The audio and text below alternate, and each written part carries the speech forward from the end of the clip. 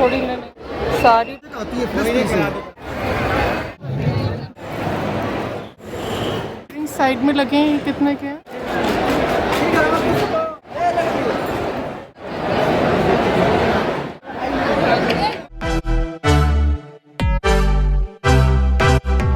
Hi guys, welcome back to my channel Mrs straight forward. और सामने जो आप दृश्य देख रहे हैं, सीन देख रहे हैं, ये है ट्रेड फेयर का। और ये रही मेरी टिकट। और मैंने विजिट किया था trade fair second last day. तो भीड़ बहुत थी, रश बहुत था। और एंट्री 310 नंबर गेट से, क्योंकि हम मेट्रो से गए थे और मेट्रो एग्जैक्टली 10 नंबर गेट के वहीं पर उतारती है। तो ये सारा मैप है जो सब लोग एंट्री से पहले एक बार स्कैन कर लेते हैं या कैप्चर कर लेते हैं, फ़ोटो खींच लेते हैं, ताकि उन लोगों को पता चल जाए कि हॉल नंबर्स कहाँ कहाँ पर हैं और एक फेयर आइडिया मिल जाए कि कौन से हॉल में कौन से प्रोडक्ट्स या स्टेट्स डिस्प्लेड हैं। तो बस ये फ़ोटोग्राफ लेके और इन्फॉर्मेशन लेके सब लोग आगे बढ़ जाते हैं और हम भी आगे बढ़ रहे हैं। और साइड में ये इस तरह से होर्डिंग्स लगाए हुए हैं, जैसे कि आप देख सकते हो। तो हमारा बेसिक टारगेट था क्लोथिंग सेक्शन, टेक्सटाइल सेक्शन और होम यूटिलिटी सेक्शन। तो हम भी आगे बढ़ दिए। और आप मुझे बताओ कि कमेंट सेक्शन में when was the last that you visited trade fair, just in case you are putting up in Delhi. And it has been a long while मुझे आए हुए। तो मुझे तो लगता है मुझे ऑलमोस्ट शायद 5-6 साल हो गए हैं और मे बी मोर। तो मैं काफ़ी टाइम बाद ट्रेड फेयर विज़िट कर रही थी। तो आफ्टर स्कैनिंग एंड चेकिंग हम लोग थोड़ा सा और आगे बढ़ चुके हैं। और आगे आते ही सबसे पहले we had an ice cream from Havmor kiosk. और इस तरह के कियोस्क वहाँ पर जगह जगह लगे हुए थे। तो क्योंकि धूप तेज़ हो गई थी तो कुछ खाने का दिल कर रहा था, तो we thought that we should be having ice cream. तो आइसक्रीम से थोड़े से ठंडे होके आराम से, एंड पेट भी भर जाएगा, तो आराम से हॉल्स में चीज़ों को देखेंगे। And as we entered hall number 11, तो सबसे पहले ही आई थी मसाज चेयर। और बस अब आप साथ साथ देखते जाइए, बिकॉज बहुत ज़्यादा पास जाके स्टॉल्स पे तो कैप्चर करना was just next to impossible, because rush बहुत था और बहुत सारे लोग हर स्टॉल पर खड़े हुए थे। तो बिना मतलब के आगे जाके कैप्चर करने का कोई लॉजिक नहीं बनता था। And this is a stall which had leather bags. और पूरे हॉल्स में, और मैं आपको बताती हूँ, there were 3 halls basically that we visited. और कुछ हॉल्स तो इंटरकनेक्टेड थे। तो ज़्यादातर हॉल्स में जितने भी स्टॉल्स आपको मेरे व्लॉग में देखने को मिलेंगे, वो थोड़ी थोड़ी दूरी पे सिमिलर वाले स्टॉल्स आते जा रहे थे। तो basically they were kind of mix stalls. कहीं पे इलेक्ट्रॉनिक आइटम्स थे, कहीं पे टेक्सटाइल्स थे, कहीं पे फूड आइटम्स थे, कहीं पे ज्वेलरी आइटम्स थे। दो जो हॉल्स थे they were like segregated according to their products, but हर हॉल में एंट्री करने के बाद आपको कुछ ना कुछ सिमिलर प्रोडक्ट देखने को मिल जाते हैं। तो ये रहा क्रॉकरी सेक्शन, जहाँ पे मेलामाइन के जो बर्तन थे, यूटेंसिल्स थे, वो 500 रुपीज़ kg मिल रहे थे। They had put up the price as 499 per kg, and many people were interested in buying. Though I was liking the utensils, but I thought कि ये वाले जो utensils हैं, they are readily available in the local market, so I just didn't want to waste time over here. और मुझे लग रहा था कि ये चीज़ें मुझे लोकल मार्केट में ईज़िली अवेलेबल हैं। तो जितनी भी चीज़ें मुझे लगा कि लोकल मार्केट में ईज़िली अवेलेबल हैं, I prefer not to waste time over दो stores and cover maximum number of halls, और एक जस्ट ओवरऑल ग्लिम्स ले लूँ, क्योंकि मेरा जो बेसिक पर्पस था that was not shopping but visiting the fair and enjoying the ambience of the fair. तो यहाँ पे आप देख सकते हो पीछे, तो ये प्रेस्टीज, ये हॉकिंस का है, सॉरी। तो इस तरह के यूटेंसिल्स के ब्रांड्स के डिस्प्लेस थे। यहाँ पे हॉकिंस के सारे यूटेंसिल्स लगे हुए हैं ऑन डिस्प्ले। एंड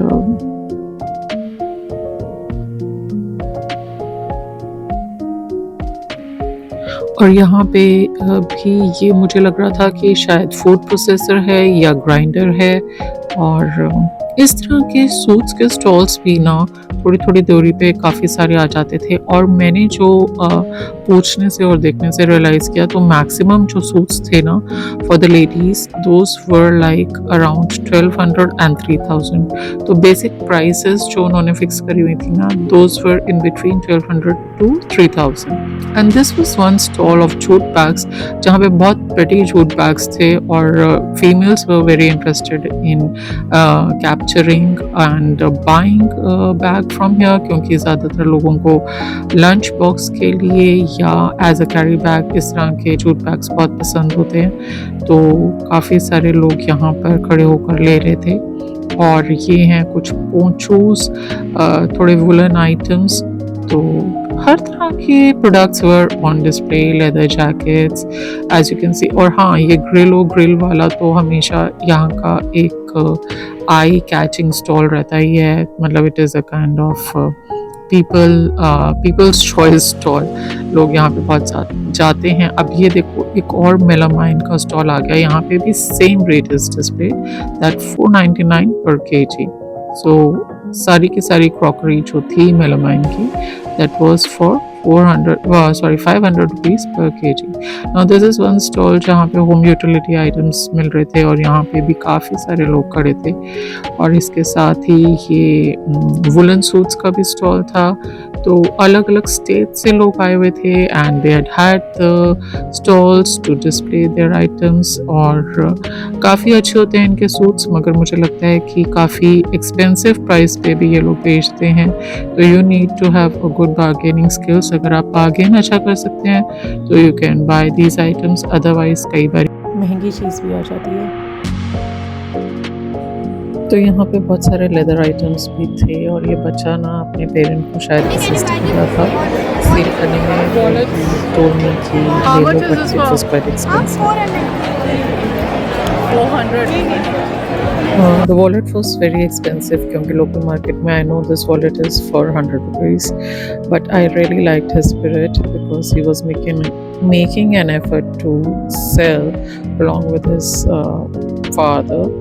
और यहाँ पे इस स्टॉल पे हमें कुछ अच्छी चीज़ें मिल गई थी। It was more related to kitchen items. तो कुछ चीज़ें जो थी वो हमें पसंद आ रही थी and we got few things from here.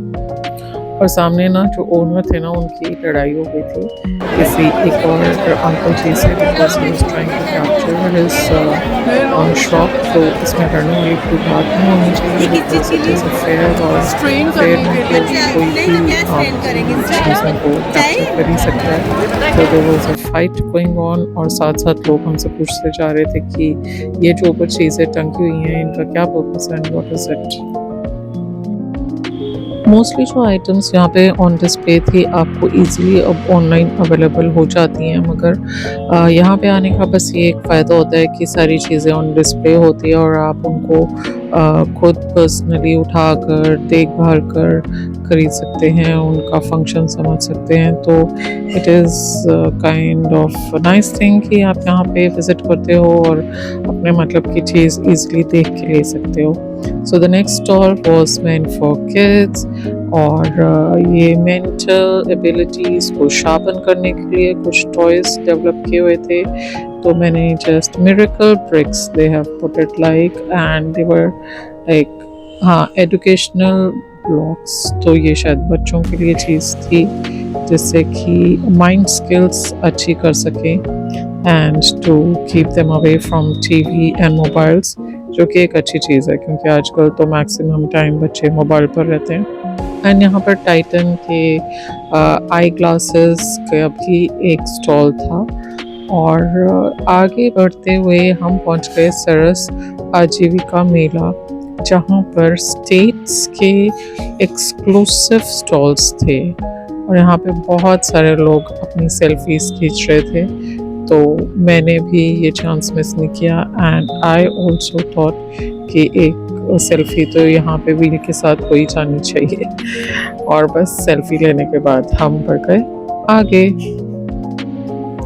तो यहाँ पे आप देख सकते हो कि छत्तीसगढ़, उड़ीसा, वेस्ट बंगाल, यूपी, बिहार के जितने भी स्टेट्स हैं एंड इवन झारखंड के, उनके सबके स्टॉल्स थे और कपड़ा बहुत था। तो हर स्टॉल पर ज़्यादातर what I could she was like, मुझे बताना कि whether it what is it called, like fabric पर जो फिगर्स होते हैं उसको क्या कहते हैं उसको। और इस तरह की हैंडमेड पेंटिंग्स जो कि पर्टिकुलर स्टेट की स्पेशलिटीज़ होती हैं, आप यहाँ से बाय कर सकते हैं। इनफैक्ट अब तो मौका अगले साल ही आएगा, या आपको सूरजकुंड क्राफ्ट्स मेला में भी ये मौका मिल सकता है, क्योंकि ज़्यादातर स्टेट्स वहाँ पे पार्टिसिपेट करती हैं। और इस तरह की चीज़ें जो कि स्टेट ओन्ड होती हैं, स्टेट्स की स्पेशलिटीज़ होती हैं, स्टेट एम्पोरियम्स में भी इजीली अवेलेबल होती हैं। इनफैक्ट थोड़ी वैरायटी लिमिटेड हो सकती है, लेकिन हर चीज़ वहाँ पर अवेलेबल होती है। इनफैक्ट मैंने तो ग्रेजुएशन के टाइम पे प्रोजेक्ट भी बनाया हुआ है इसके ऊपर, और मैंने देखा कि हर तरह की चीज़ स्टेट एम्पोरियम्स में मिल जाती हैं related to that particular state, be it sarees, be it suits, be it jewelry, be it paintings, rugs, carpets, जो भी जिस स्टेट की स्पेशलिटी है वहाँ पे इजीली अवेलेबल होती है। अब हम आ गए हैं स्टॉल पर जहाँ पर दुपट्टे और सूट्स अवेलेबल थे, and we were really liking the patterns and designs of the suits and dupattas, और यहाँ से हमने 2 दुपट्टे भी खरीदे। तो दुपट्टे कॉस्टेड अस, एक्चुअली पहले भैया ने बोला था they are for 250, but then he gave us for 200। और जो दुपट्टे मैंने लिए हैं I will share with you in one of my vlogs, और बहुत ही सुंदर डिज़ाइंस थे, पैटर्न्स थे, as you can see it on the ring. और ऐसा लगता है ना कि 5-6 पिक तो कर लो, लेकिन एक्चुअली ये होता है कि you have to be conscious while spending, of course, या मैं तो ऐसे ही सोचती हूँ कि कॉन्शियस होना चाहिए स्पेंड करने से पहले, बिकॉज कभी कभी ऐसा होता है कि जोश में आके हम बहुत ज़्यादा ले लेते हैं और घर जाके लगता है कि नहीं नहीं इतना नहीं लेना चाहिए था, इससे अच्छा या इससे बढ़िया तो और जगह भी हमें मिल सकता है। और ये एक्चुअली हुआ भी, यहाँ वाले भैया ने हमें कोट किए थे 250 rupees for one dupatta, and of course after bargaining he gave it for 250, और जैसे ही we moved to the other stall वो ऑलरेडी इसको 200 में बेच रहे थे। तो ऐसा अक्सर हो जाता है, so like before spending you should be conscious. और ये आप हैंडीक्राफ्ट्स के और चीज़ें देख सकते हैं होम डेकोर की। तो जो लोग हैंडीक्राफ्ट्स को लाइक करते हैं और उस तरह की चीज़ें अपने घर में रखना पसंद करते हैं, तो उनको तो यहाँ पे ज़रूर आना चाहिए, बिकॉज यहाँ पे उनको they get so much of variety under one roof. Otherwise अलग अलग जगह पर जाना पड़ता है, और ट्रेड फेयर ऐसी जगह होती है जहाँ पे आपको एक ही जगह पे चीज़ मिल जाती है। एंड यहाँ पे this stall actually had crochet tops, तो यहाँ पे अलग अलग वैरायटी के टॉप्स थे, और we got something from here, and that again I'll share in the vlog. And this is other stall which we came, और यहाँ पे इनके पास साड़ीज़ जो थी they were excellent quality, बहुत सुंदर साड़ीज़ थी। And actually we did get one sari from here, और मैंने जब भैया से पूछा कि भैया का एक्चुअल शॉप कहाँ पर है, तो he said that he has his shop at INA Delhi हाट। तो अगर कोई भी यहाँ पे आना मिस कर गया है और उनको इस तरह की साड़ीज़ पसंद है, तो that person can always visit INA Delhi Haat. वहाँ पे भी हर स्टेट का, ऑलमोस्ट हर स्टेट की चीज़ अवेलेबल होती है, though in limited form, but मिल जाती हैं और अच्छी मिल जाती हैं। उसके बाद हम आ गए हैं, ये गोवा का स्टॉल था जहाँ पे कुछ ज्वेलरी आइटम्स मिल रहे थे, और यहाँ से भी हमने एक सेट परचेज किया विच वॉज वेरी ब्यूटीफुल। और सामने जो आंटी हैं वो बच्चों के क्रोशिया की चीज़ें बेच रही थी, like frocks and jackets and all. तो जैसे आप आसपास देख सकते हो, केन की चीज़ें, गरम सूट, इस तरह के स्टॉल्स की भरमार थी। तो मतलब trade fair is one place जहाँ पे आपको हर तरह की चीज़ मिल जाती है रिलेटेड टू फूड आइटम्स और electronics, gadgets, clothing, weddings, linen, handicrafts, everything. तो बेसिकली ये एक माहौल, एक फील आके यहाँ पे जो मिलती है वो हम लोग सब इंजॉय करते हैं। तो ये हम पहुँच गए हैं एक कारपेट सेलर के पास, और कारपेट्स हमने पूछा था, तो ही कोटेड जो नीचे साइज़ लगा हुआ है वी कोटेड इट फॉर 1500। और मुझे लगता है कि जब मैं ऑनलाइन ढूंढने बैठती हूँ तो वहाँ पे भी सेम प्राइस के मुझे सब चीज़ें अवेलेबल लगती हैं। द ओनली थिंग इज़ कि यहाँ पे हम खुद से देख रहे होते हैं, we can feel it, we can touch it and we can see a lot of variety over here. But otherwise मुझे रेट्स में ज़्यादा फ़र्क नहीं लगा। ऑफ कोर्स अगर कोई अच्छा बार्गेन कर सकता है तो वो डेफिनेटली यहाँ पे शायद कुछ अच्छी डील करके ले जाए। तो यहाँ पे हैं कुछ और हैंडीक्राफ्ट्स, बच्चों के टॉयज़।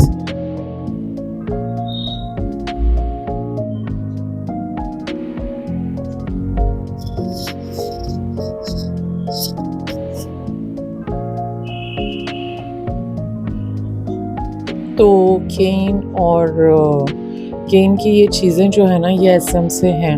मेरे घर में इस तरह की जो एक लैम्प शेड था वो काफ़ी साल तक रहा। और ये हैं बास्केट्स, और ये बहुत सुंदर लगते हैं मगर थोड़े से एक्सपेंसिव साइड पे होते हैं। अगर आपको एक्चुअली इनकी लाइकिंग है तो आप इनको परचेज़ करना ज़रूर पसंद करेंगे, अदरवाइज़ आपको ये चीज़ें महंगी भी लग सकती हैं। But once in a blue moon इस तरह की चीज़ खरीदनी अच्छी भी लगती है, बिकॉज़ ये चीज़ें होती ही यूनिक हैं। इनका पर्पस या मोटिव ही जो ये कैरी करते हैं वो है यूनिकनेस, मतलब उस पर्टिकुलर स्टेट की अच्छी सी एक यादगार होती है। और एक उसका एक यूनिक एलिमेंट होता है जो आप जब खरीद लेते हैं और अपने पास रखते हैं या घर में रखते हैं या घर में सजावट के तौर से इस्तेमाल करते हैं, तो लोग भी आपसे पूछते हैं कि ये आपने कहाँ से लिया या ये किस स्टेट का है। और बीइंग इन दिल्ली, अगर आप डिलाइट हैं तो आपको एक मौका मिल जाता है कि आप अलग-अलग स्टेट्स की चीज़ें अपने घर पर रख सकते हैं। तो इस हॉल से निकलने के बाद हम लोग बाहर आ गए और बाहर का कुछ नज़ारा इस तरह का है। और बाहर से पवेलियन जो है ना वो इस तरह से कुछ सजाया गया है। तो आप देख सकते हैं कि हमने एंटर किया था 11 नंबर पवेलियन पे, बट जब हमने एग्ज़िट किया तो we were around 9 number pavilion. तो सब पवेलियंस जो कहेंगे वो इंटरकनेक्टेड हैं और काफ़ी लंबा अंदर चलना हो जाता है। और बाहर जब हम निकले तो basically we were much nearer to the food court. तो फूड कोर्ट यहाँ से शायद पास था, ऐसा लग रहा था कि पास था, क्योंकि सब लोग शायद थक के आसपास आप देख सकते हैं पेमेंट पे बैठ चुके हैं। यहाँ पे मोदी जी स्क्रीन पे दिख रहे हैं, जो उन्होंने शायद 15 अगस्त को बच्चों को एड्रेस किया था, वो वाला रिकॉर्डिंग इन लोगों ने चला रखा है। और सामने जो दिख रहा है ना वो है हॉल नंबर 14, तो वो भी हमने देखना था। तो थोड़ा सा रेस्ट करने के बाद हमने हॉल नंबर 14 में एंटर किया। और hall number 14 was basically dedicated to cosmetics. और आप देख सकते हैं कि शहनाज हुसैन हर्बल्स का सामने ही स्टॉल था, सॉरी। और ये है हरि दर्शन का, बहुत सुंदर तरीके से स्टॉल्स को सजाया गया है। और जैसे कि मैंने कहा कि हर पवेलियन में आपको टेक्सटाइल्स का, सूट्स का, साड़ीज़ का मिक्सचर मिलेगा। सिमिलरली इस हॉल में भी आप देख सकते हैं ये सूट्स हैं डिस्प्ले पर, खादी के, खादी सिल्क के सूट्स। और सिंस यूपी और Bihar were the main states and Jharkhand was the focus state, तो इन 3 स्टेट्स के जो स्टॉल्स थे आपको हर पवेलियन में ही देखने को मिल रहे थे। और ये कुछ वेसल्स हैं, ये किस पर्पस के लिए थे, अगर आपको कुछ मालूम हो तो मुझे प्लीज़ गाइड करना, क्योंकि मैंने एक्चुअली रुक के नहीं देखा कि what was the purpose behind it. और ये केप्स बहुत पॉपुलर हैं और लोगों को बहुत पसंद आ रहे थे और लोग रुक के बहुत देख रहे थे। और ये कुछ स्टॉल्स हैं हैंडीक्राफ्ट्स के अगेन, तो बहुत लोगों को ये पसंद होते हैं और अपने घर लेके जाते हैं। और ये एक छोटा सा स्टॉल था, कन्नौर लिखा हुआ था, लेकिन जिस तरह से गुजरी लेन के आइटम्स आपको मिलते हैं, अगर कभी आप जनपद सीपी गए हैं तो उस तरह के कुछ चीज़ें यहाँ पर भी रखी हुई थी। तो जब हम हॉल से बाहर निकले तो चलने लगे towards hall number 6 and in between ये फाउंटेन वाला एरिया आ गया, जहाँ पे सब लोग बैठ के रिलैक्स कर रहे थे, तो हमने सोचा हम भी कुछ थोड़ी सी सेल्फ़ी ले लें और सेल्फ़ी खींचने के बाद हम आगे चल दिए बिकॉज़ इट वाज़ गेटिंग शाम हो रही थी, वक़्त भी आगे बढ़ रहा था और जो एंट्री टाइम यहाँ पे ट्रेड फेयर में है वो 5:30 तक ही था इन द इवनिंग और 7:30 तक तो एग्ज़िट का टाइम था। तो बेसिकली काफ़ी दूर आगे चलने के बाद फूड कोर्ट आता है and this is a huge huge huge court जो कि एक खाली मैदान की तरह आप देख सकते हैं। ये सामने देखिए हॉल नंबर 14 भी आपको दिख रहा है। तो इतनी बड़ी-बड़ी स्पेस में जो है हॉल्स बने हुए हैं और एक हॉल से दूसरे हॉल तक जाने के लिए थोड़ा-सा चलना भी पड़ता है।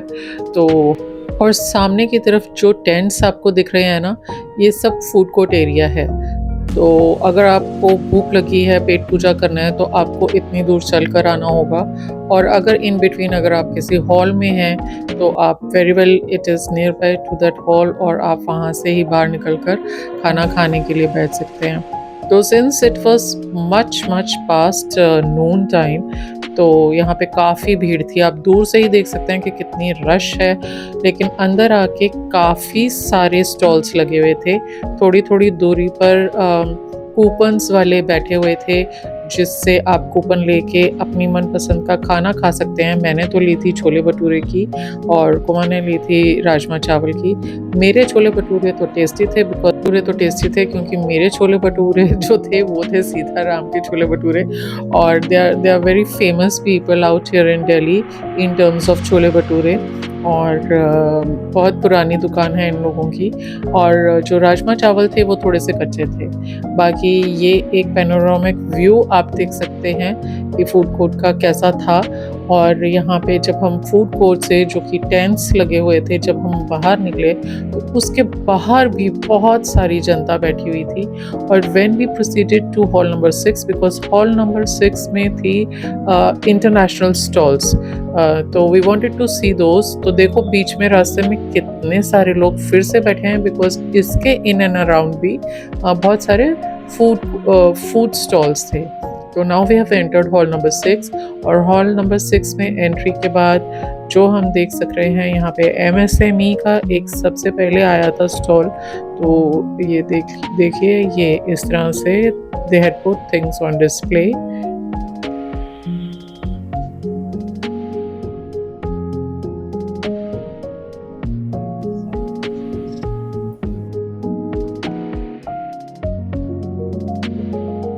तो चलो चलते हैं इस स्टॉल से आगे और as we moved forward from this stall we could see more of jewellery मतलब स्टोन की मालाएं saris again Madhubani paintings if I am not wrong और मालाएं आप देख सकते हैं। तो स्टोन्स के ऊपर बहुत ज़्यादा फोकस था और साड़ियाँ Banarasi saris as you can see. तो आगे बढ़ते गए और बेसिकली इस हॉल में थे इंटरनेशनल कंट्रीज का पार्टिसिपेशन लाइक फॉरेन कंट्रीज का पार्टिसिपेशन और सबसे फेमस स्टॉल यहाँ का साल दर साल होता है ये वाला जहाँ पे मिलते हैं Turkish lamps. They are so very beautiful. शायद मेरा कैमरा जस्टिस ना कर पाए बट बहुत एक्चुअल अपनी आंखों से देखो तो बहुत ब्यूटीफुल लग रहे होते हैं and also they are expensive. तो इनके साथ एक फ़ोटो क्लिक कराने के बाद हम आगे बढ़ गए और यहाँ पे थे ये हाथ से बने हुए कुछ इयररिंग्स और मालाएं जो कि विच कॉट आर फैंसी बेसिकली और हम इस स्टॉल पे रुक गए। तो मैंने कोशिश की कैप्चर करने की कि किस तरह के ये सेट्स थे। They were quite reasonable 80 rupees each और ये हैंगिंग्स का तो रेट आप साथ में लिखवा पढ़ सकते हैं। तो these are really nice for the gifting purpose. बहुत महंगे भी नहीं थे। अपनी ड्रेसेस के साथ मैच करने के लिए वैरायटी भी काफ़ी सारी थी। तो we just picked up few of them and then we moved forward और यहाँ पे है ये मालाओं की और शॉप और ये भाई साहब कह रहे थे कि ये रियल स्टोन्स हैं। whether it was true or not I don't know और आगे ये देखो, ये वाला स्टॉल भी बहुत ही फेमस स्टॉल है। हर साल लोगों को ये वाला फूलों वाला स्टॉल बहुत ही अट्रैक्टिव लगता है और यहाँ से लोग बहुत सारे फ्लावर्स अपने घर को डेकोरेट करने के लिए लेके जाते हैं। और क्योंकि सारा का सारा हॉल स्ट्रेट लाइंस में बटा होता है, एक बारी फिर से घूम के हम टर्किश लैम्प्स वाली लेन में आ गए और उसके जस्ट ऑपोजिट था ये जूट बैग्स की दुकान, जिसके ऊपर बहुत अच्छे से पैटर्न्स थे। और ये फैंस जो ये होते हैं केन के बने हुए, जूतीज, मतलब बहुत सारी चीज़ें थी यहाँ पर। लेकिन टाइम कम था और क्योंकि सेकंड लास्ट डे था तो रश बहुत ज़्यादा था। एंड ऑल्सो इंटरनेशनल स्टॉल्स को छोड़ के अगर आपको लगता है कि आपने कुछ मिस कर दिया तो ऐसा बिल्कुल भी नहीं है। जैसे कि मैंने अपने पहले व्लॉग में बोला कि ये सारी स्टेट की चीज़ें आपको आगे पीछे भी स्टेट एम्पोरियम्स पे इजीली अवेलेबल है। So if you think that you missed out on trade fair, it's not like that. Of course यहाँ पे एक ही छत के नीचे बहुत सारी चीज़ें इकट्ठी देखने को मिल जाती है, शॉप करने को मिल जाती है, बट दैट डजंट मीन कि you missed out on something. तो घूमते घूमते हम आ गए थाईलैंड के स्टॉल पर और थाईलैंड के स्टॉल पर बहुत सुंदर चीज़ें थी, स्पेशली फॉर वुमेन। मतलब ब्रेसलेट्स, स्टोन ब्रेसलेट्स, नेकलेसेस और क्लिप्स, मतलब जितनी भी आर्टिफिशियल ज्वेलरी से रिलेटेड चीज़ें होती हैं वो बहुत खूबसूरत थी। और बैग्स, ये इनका हाईलाइट पॉइंट था। ये सब चीज़ें बहुत अच्छी मिल रही थी इनके स्टॉल्स पर, इसलिए आप देख सकते हो कि बहुत सारी फीमेल्स यहाँ पे रुकी हुई हैं। इधर दे आर क्लिकिंग फोटोग्राफ्स और दे आर परचेजिंग इट। कितनी सुंदर चीज़ें हैं, you can just have a look. और यहाँ पर ये वाइट सूट्स की कलेक्शन थी जो कि अगेन किसी इंटरनेशनल ब्रांड की थी, but I was not able to capture कि वो ब्रांड कौन सा था।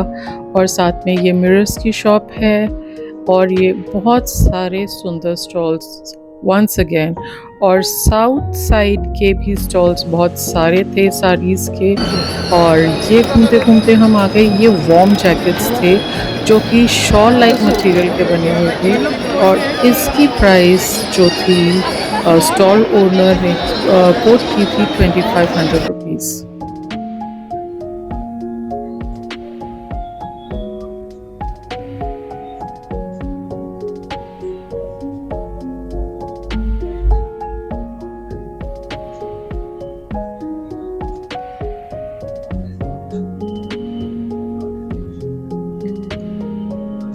This suit was for 2500। तो मैक्सिमम सूट्स और साड़ीज़ की जो रेंज थी ना, मैंने जब पूछी तो they were mostly in between 1500 to 1500 and above you can say, but mostly it was in between 1500 and 3500।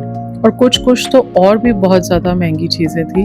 तो इट ऑल डिपेंड्स कि आप बार्गेन कितना अच्छा कर लेते हैं और क्वालिटी को कितना अच्छा जज कर लेते हैं।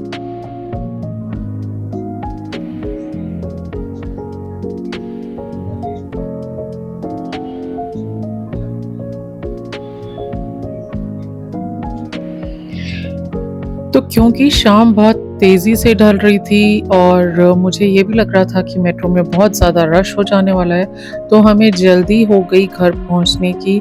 और ऑलरेडी लोग एग्ज़िट करना शुरू हो चुके थे और कुछ ही देर में अंधेरा हो जाना था। इनफैक्ट जितनी देर में हम मेट्रो स्टेशन पहुँचे अंधेरा ऑलरेडी हो गया। तो that was it friends, I hope you like the vlog.